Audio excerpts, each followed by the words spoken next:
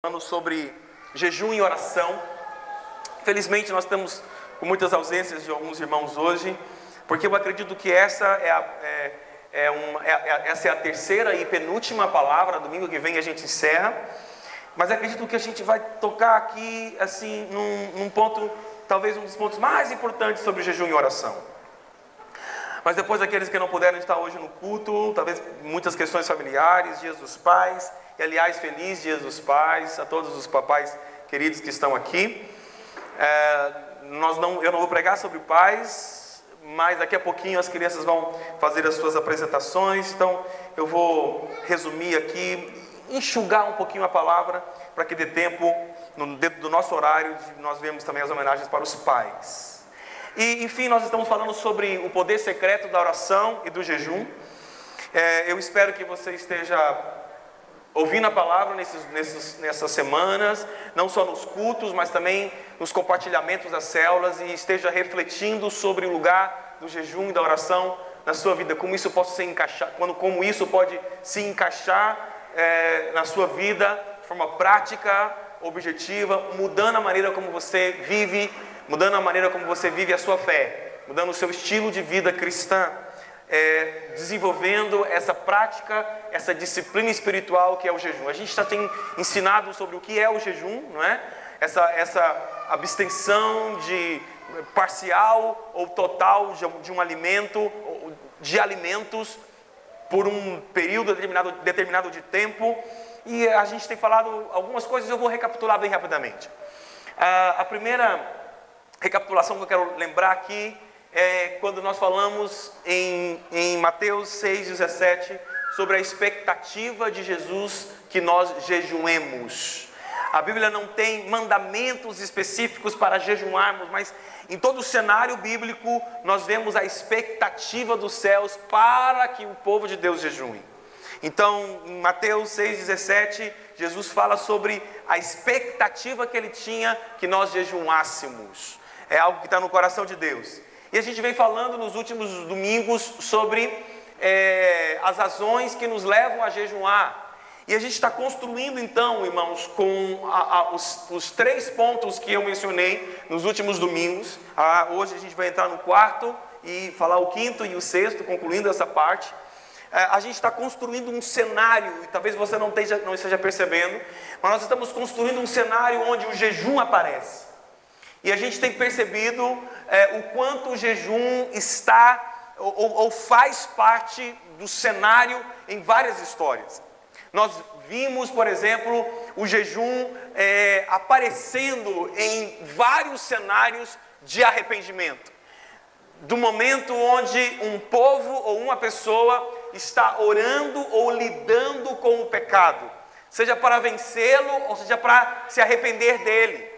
E um dos textos base para o jejum no arrependimento é a conversão dos ninivitas. Quando Jonas prega na grande cidade de Nínive, e todos, inclusive animais, crianças, e todos entram num processo de arrependimento através de jejum. Entre outras coisas, o jejum esteve nesse cenário de arrependimento, de libertação de pecado, de mudança de vidas. Jejum dentro de um cenário de arrependimento. Ou seja, quando falamos de arrependimento, quando nós também precisamos nos arrepender e precisamos vencer algumas tentações e pecados, algumas coisas que estão atraindo os nossos olhos, o jejum precisa estar nesse cenário. Você precisa incluir o jejum nesse cenário da sua vida. Quem me compreendeu?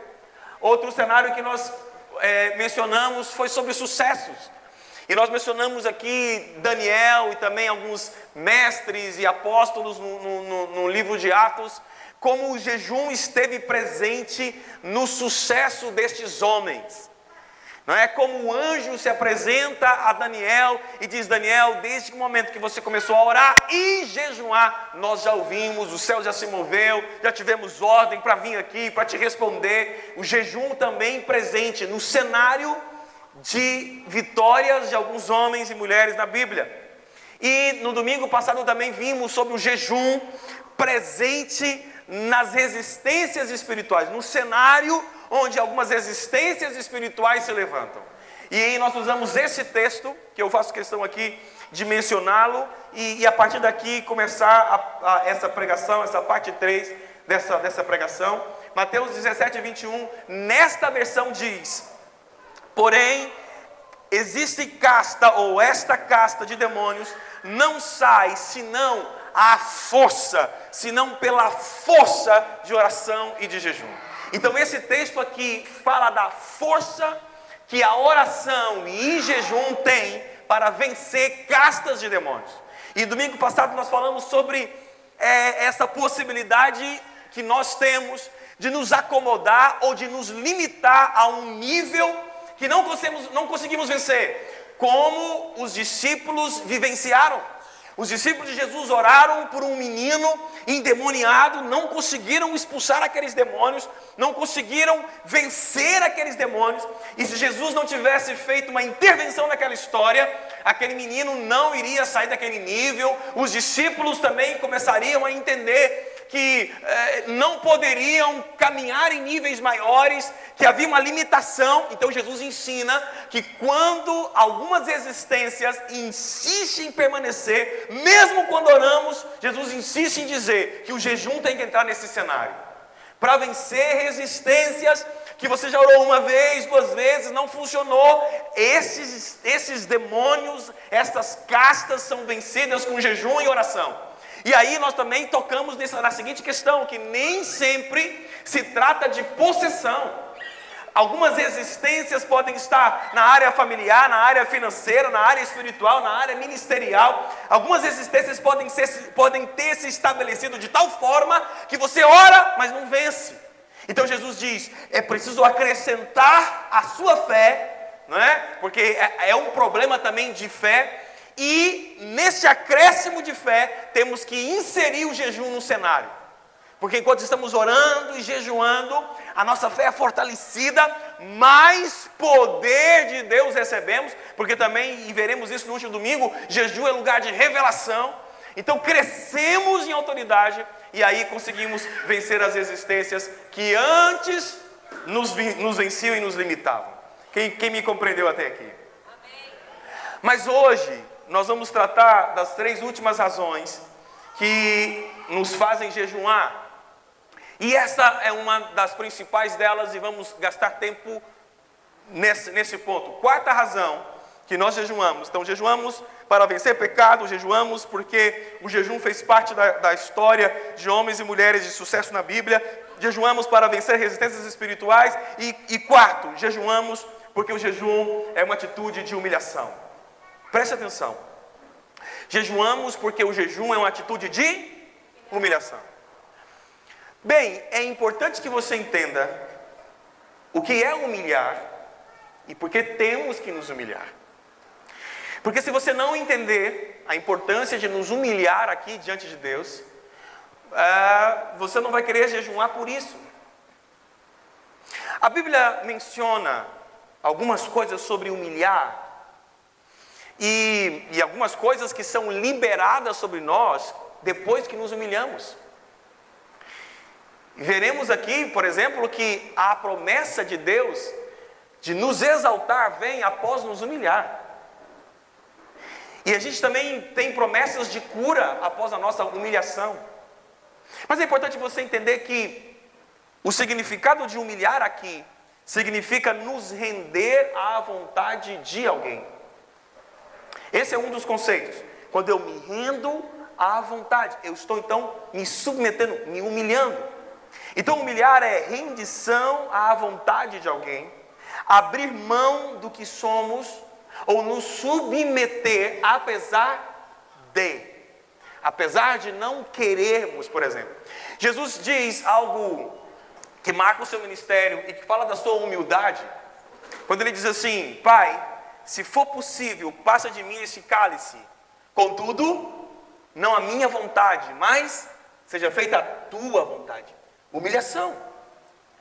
A Bíblia conta algumas outras histórias e deixa-me ver se eu separei aqui. Nós vamos mencionar, sim, daqui a pouco a gente vai mencionar outras histórias sobre essa atitude de nos humilhar. de termos muito cuidado de não vivermos orgulhosamente, confiando na nossa própria justiça e na nossa própria qualidade. Deixa eu te mostrar alguns versículos bíblicos sobre a importância de nos humilharmos, de nos esvaziar, de falarmos com Deus o quanto somos dependentes dEle. Crônicas, segundo livro de Crônicas 7,14, um texto clássico, uma palavra profética entregue nos tempos de Salomão, diz assim: então, se o meu povo se humilhar, e aqui o contexto era, olha, se o meu povo se perder, e se meu povo pecar, e se meu povo for disperso entre as nações, então tem uma saída. Porque se ele se humilhar, dentro do contexto da dispersão, do pecado e da rebeldia, se ele se humilhar e orar, e me procurar, e se arrepender, e mudar a sua maneira errada de viver, eu ouvirei do céu. Então escuta, entre todas essas atitudes, oração, busca, arrependimento, mudança de maneira de viver, está também a humilhação. A humilhação, a nossa atitude de humilhação diante de Deus, é algo que faz com que Deus nos ouça. Eu ouvirei, se você se humilhar, eu ouvirei do céu as suas orações, eu perdoarei os seus pecados e eu sararei a sua terra. A atitude de nos humilhar gera e atrai essa audição de Deus e até mesmo a nossa própria cura.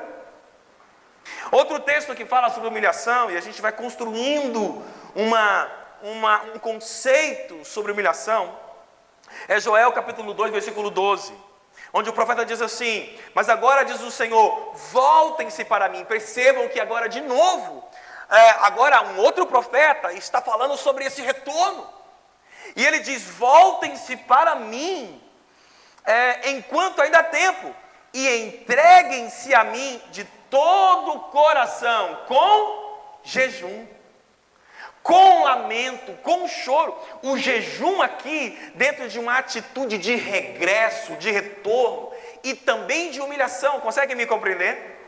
Porque tanto no livro de Crônicas, quanto aqui no livro de Joel, fala de um retorno, de humilhar-se, e aqui no livro de Joel, essa maneira de nos humilhar é ampliada.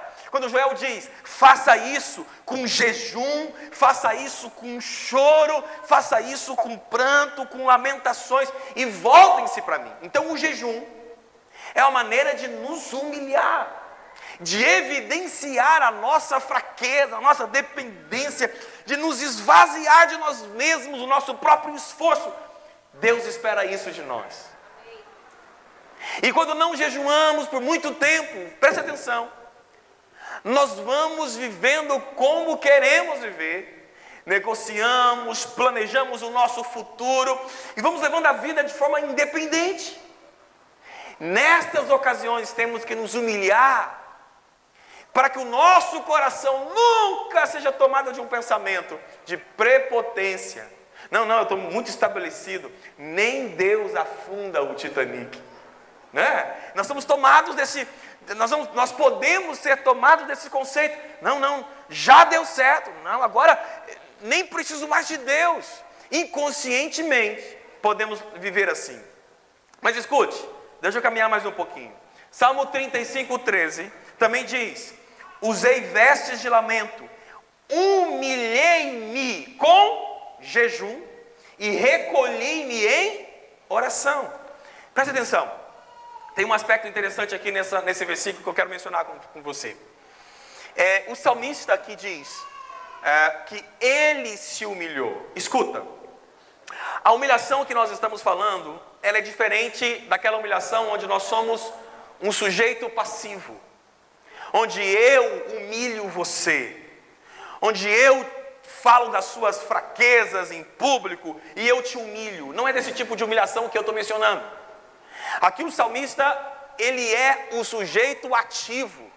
É ele quem está dizendo que eu me humilhei, não é? Foi o próprio salmista que tomou as rédeas para essa humilhação.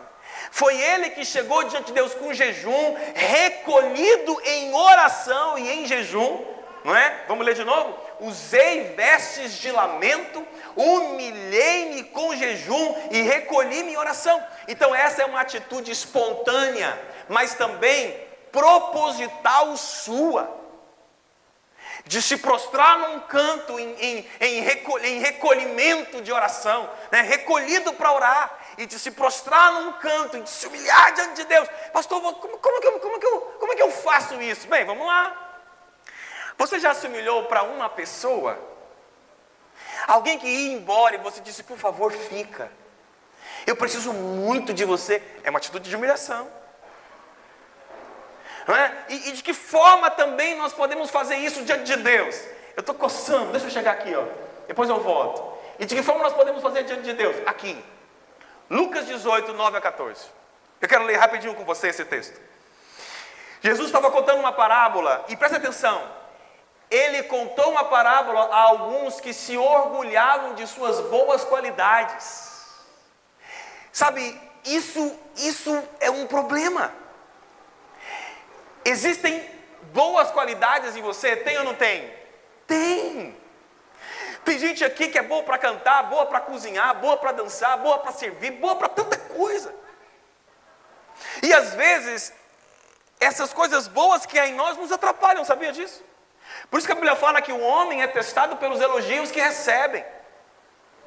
Então pode ser que nós estamos tão focados nas coisas boas que temos, que começamos a desprezar os outros, ou a desprezar nossas próprias fraquezas.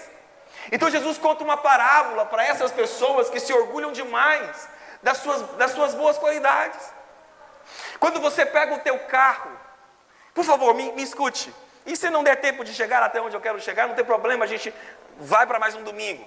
Mas me escute, quando você pega o seu carro, quando você dá partida no seu carro, o que você pensa? O que você diz? O que você fala? Eu não consigo dar uma partida no carro sem dizer, muito obrigado, Senhor. Porque se não fosse o Senhor, não teria. É sério, é do coração. É de coração. Eu não consigo. E quando eu prego, seja bom, seja ruim, quando é ruim, eu passo uns 3 dias em crise, mas depois eu me levanto. Né? Eu tenho até o Tadel para me levantar. Mas, e quando eu acredito que fui usado por Deus, eu digo, meu Pai, muito obrigado, porque eu sou uma peste para ser usado. Meu Deus, irmão, vocês não sabem tanto que eu sou ruim. Vou escandalizar alguns aqui. Poxa vida, é só Deus, pela graça, para poder usar alguém assim. Então, mas a gente não tomar cuidado, nós vamos, poxa, eu tenho um bom emprego, eu tenho um carro, e a gente esquece de dizer, Senhor, eu me humilho, não valho nada, eu não sou nada, isso aqui, meu Deus, se não fosse o Senhor, nós temos que aprender a nos humilhar. Aí Jesus contou a parábola e diz assim, 2 homens foram ao templo, acompanha lá, 2 homens foram ao templo orar, e um deles era um fariseu e o outro um cobrador de impostos, um publicano. E em pé o fariseu orava assim, olha aqui irmãos, como muitas vezes nós oramos.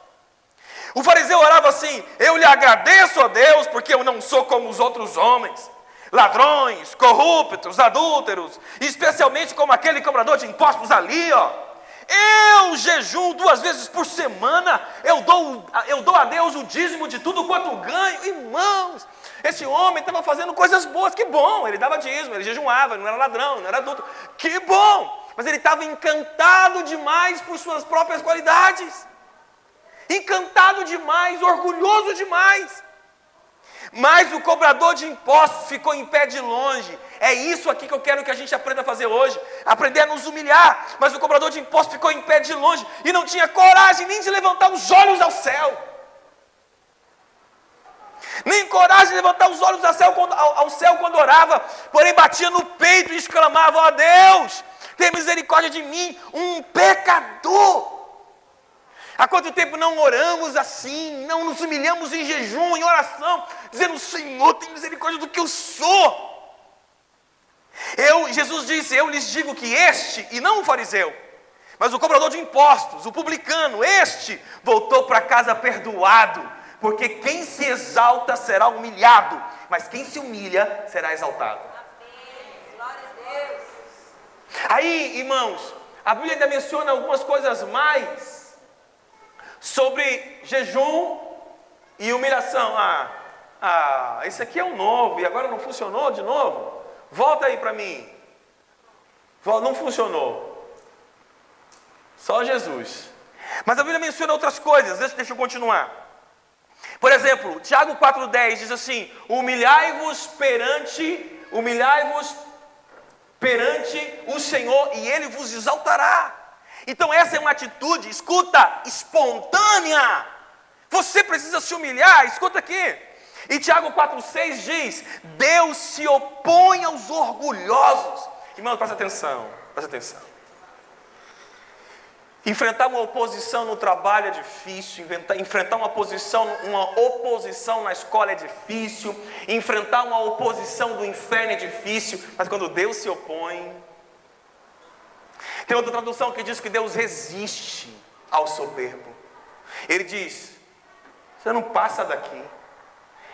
Aqui, eu quero que você entenda que essa oposição é oposição. Então, Deus se opõe. É uma oposição e dizer, cara, não adianta. Enquanto você estiver orgulhoso, não vai passar daí. Então a gente tem que discernir, porque talvez o que está nos opondo, ou quem está se opondo a nós, nem é o diabo. Essa oposição é de Deus, para você deixar de ser orgulhoso.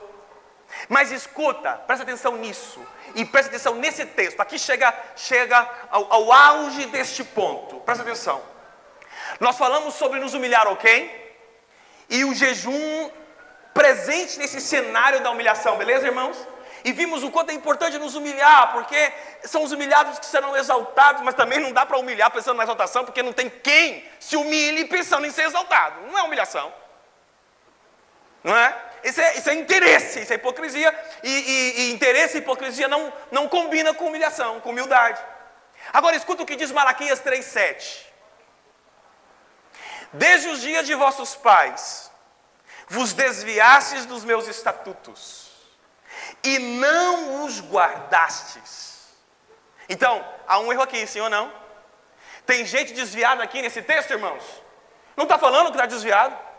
Tem gente que não está guardando os estatutos, tem ou não tem? Sim ou não? Sim.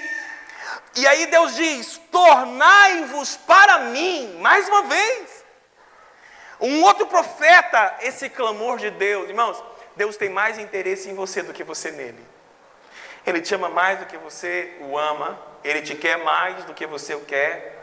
E o profeta diz, tornai-vos para mim, e eu me tornarei para vós outros, diz o Senhor dos exércitos. Agora escuta, olha o que o povo responde, e você já sabe, porque você já aprendeu através de Joel, através de Crônicas, que todas as vezes que a Bíblia fala para tornar-se a Ele, para voltar a Ele, fala de humilhação, fala de jejum, fala de choro, ok? E aí o profeta diz, eu estou aqui esperando que vocês se tornem a mim, voltem-se para mim. Mas o povo diz assim, em que vamos nos tornar? Em que eu tenho que me humilhar? Em que? Presta atenção, que aqui há um grave problema, E qual que é o problema? As pessoas não conseguem perceber em que elas devem se humilhar. E por que elas devem se humilhar? Estava todo mundo aqui, gente, num caos. Esse era o contexto de Malaquias, um caos, pecado, o povo desviado. E o povo dizendo, em que? Em que? Por que eu tenho que me voltar para Deus com jejum, oração e humilhação? Eu quero te dar alguns exemplos. Escuta. Nós deveríamos, e por favor, eu queria ser o mais duro que eu consigo ser com você. Me escuta. Se você não conseguiu encontrar uma causa pela qual você tenha desejo veemente, intenso, de sair da igreja, correr para o teu quarto e dizer, me perdoa, me humilho, com jejum e coração, se você não, com jejum e oração, se você não conseguiu encontrar uma causa dentro de você, eu quero te ajudar. Então vamos lá. Será que os seus pensamentos, muitas coisas que você tem pensado, será que Você não precisa se humilhar em busca de um arrependimento e de um perdão daquilo que você tem pensado? Vamos lá. Será que aquilo que você tem falado dos outros, linguarudo e linguaruda, será que não é hora de você chegar ali e dizer: Senhor, pelo amor de Deus, me perdoa por essa língua grande que eu tenho? Escuta, eu não sou linguarudo, Renato, eu não sou linguarudo de contar as coisas da vida dos outros. Por exemplo, eu sei coisas da vida de pessoas aqui que iria arrebentar com a vida dele. Por exemplo, deixa eu contar para você o que eu sei sobre... Não vou, brincadeira. Eu não sou assim. Mas eu peco, porque às vezes eu brinco na hora errada. Eu brinco muito e às vezes eu dou umas mancadas. Encontrei um pastor essa semana. E depois disso eu falei: minha boca é grande. Coitadinho do compadre de Jacaré. Para quem conhece a piada. Quem não conhece, fica aí, sem rir. Eu encontrei um pastor e eu percebi que o cabelo dele estava diferente. E minha boca, em vez de falar, né? A primeira coisa que eu falei foi: fez implante? Seu cabelo tá... Eu falei: caraca, o que eu estou falando, gente? Ando tempo sem ver o pastor, podia ter elogiado, abraçado, tá bonito. Não, minha boca. Mas será que a gente também não precisa parar e dizer: Pai, tenha misericórdia, me livra dessa boca? Estou falando sério. Você tem falado dos líderes. Quanto tempo você está falando do líder? Falando mal do líder, falando mal. Vai se humilhar, filho de Deus. Vai se humilhar pela tua falta de controle na tua língua. Vai se arrepender, vai bater no teu peito, sem ter coragem de olhar para cima. Isso com jejum e com oração. Será que nós não deveríamos também estar nos humilhando, porque perdemos o ânimo de participar das coisas?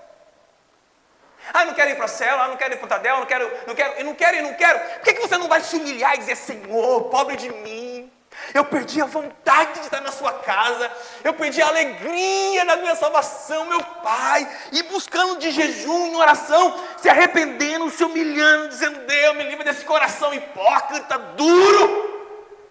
Será que você não poderia estar se humilhando por isso? Ou será que você não poderia estar se humilhando, por exemplo, pelas suas infidelidades? O contexto aqui, e me perdoe, eu não quero te ofender, não quero tocar nesse assunto de novo de forma ofensiva, não que já tenha tocado, mas enfim, o contexto aqui, sabe qual era? O povo não dava a parte que era do Senhor para o templo. E aí logo depois, o profeta vai dizer assim: e o povo está me perguntando: em que me roubais? E o profeta responde: nos dízimos e nas ofertas. Mas o povo: eu tenho que me humilhar por quê? Não, por causa de dinheiro? Não vou dar mesmo não. Enquanto na verdade nós deveríamos estar nos humilhando, dizendo: Senhor, converte meu coração avarento. Meu Deus, eu não consigo ser fiel, eu amo demais o dinheiro. Por que você não se humilha diante das suas dificuldades de ser fiel? Ou talvez de infidelidades em outras áreas conjugais, sexuais. Ou talvez pela sua dificuldade de perdoar. Eu não consigo perdoar o fulano, nem olho para a cara dele. Vai se humilhar por 3 dias de oração e jejum, dizendo: Senhor, eu sou um hipócrita. Porque a Bíblia fala, irmãos, que se você não perdoa o teu irmão, Deus não te perdoa também. Eu tenho aprendido a olhar as minhas debilidades, as minhas deficiências e fraquezas, para poder compreender a fraqueza do outro. E isso tem me acrescentado tanto na minha capacidade de não julgar ninguém.